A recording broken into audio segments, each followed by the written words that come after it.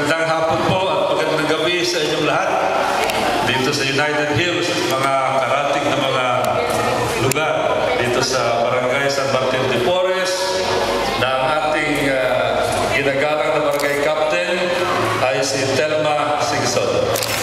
Kasama ang kanyang mga kagawad na dito. Andyan sina kagawad Dito Albaharo, sina Tess Castillo, kagawad Doming Ramos, kagawad Niles Hardinaso, si kagawad Mar Verona. Andun po, yung iba wala pa yata dito, on the way.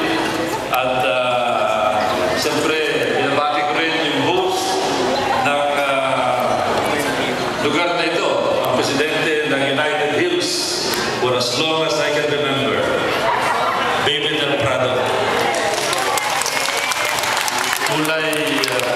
Kulay ng panahon at nakahanda na rin para sa Chinese New Year. At iba pang mga presidente ng mga ibang lugar na nandito, pasensya na po at hindi ko mapapagitan ng lugar. And let me introduce and acknowledge also and pay my respects to my itong mga kasama ko na nag-file na ang kanilang certificates of candidacy. Hindi pa ito kampanya, sinasabi ko lang na nag-file na sila. Siyempre, ang muna dyan, ang pinaka-pinuno ng Team Bernabe, Team Parañaque, walang iba, kundi si June Bernabe, ang ating mayor, June Bernabe. Nandito din po ang ating he is an adopted son of this place, si Gas Abunting, Vice Mayor natin. Mga elected councilors na nandito, Councilor Rico Goles, Councilor Bong Benson, Councilor David Bustamante, Councilor Beng Amurao, Councilor Val Soto, Councilor Dun Santipuesto, at mga aspiring councilors na palagay ko walang kaduda-duda ay magiging konsyerte natin, si Benjo Bernabe at si Larry Consol. Of course, I'd like to acknowledge yung tatay ni Larry Consol, si Bert Consol. Ano po, magiging tayo ng retirement. Ilang araw na lang, retired ka na. Pero andyan naman si Larry. Magandang hapon ulit sa inyo. Ako po si Boy Goles. Ang ilang beses nilang tinulungan para maging congressman. Marami ako nanalo dito, lalo na po dito sa United Hills Subdivision. Madalas na ako bisita rito. Nagkakasabay tayo sa simbahan. Madalas ako magsimba dito. At marami po ibang mga okasyon. Alam nyo, I'd like to take this opportunity para magbigay ng report. Alam nyo, ang congressman dalawang trabaho doon sa Kamara ng Representante at dito yung constituency service na tinatawag.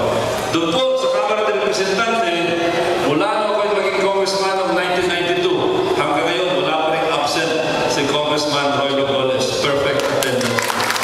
Dalawa na lang sa kasaysayan ng Kamara ang meron kanyang record at ang isa dyan, ang inyong congressman dito. Congressman Goles has participated in practically all of the major debates in Congress. Practically every important national subject, whether automated election, health, politics, government, infrastructure, mga security, transportation, constitution, at marami pang bagay. I also would like to report to you that there have been several landmark laws that came out in the 14th Congress, and your congressman has authored two of the most major ones. The first one is Republic Act 9729, Climate Change Act of 2009, one of the most important environmental laws of our time. Ang laki ng epekto nito sa ating kinabukasan. Alam niyo naman, yung global warming, yung climate change. Another one is Republic Act 9851. Ito po yung international humanitarian law.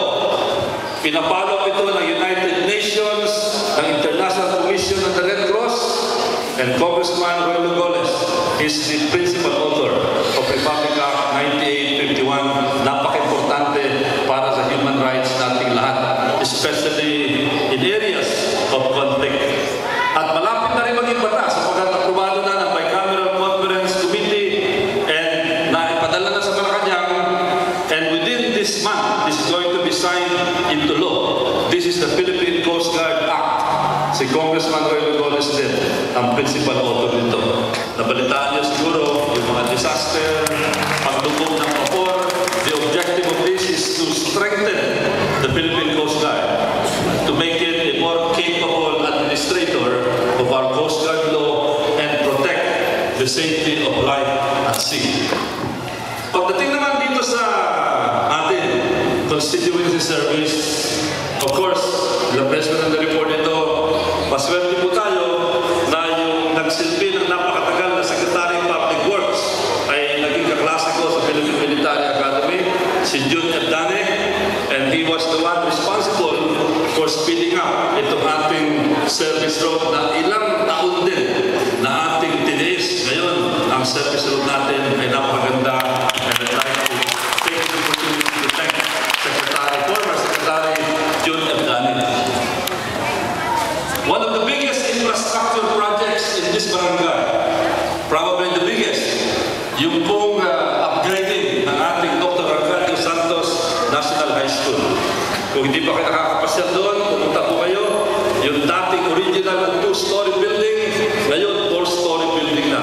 One of the biggest school buildings in Parañaque today. At ako naman ay nakikisunod lamang sa school building initiative and program of our Mayor June Bernabe.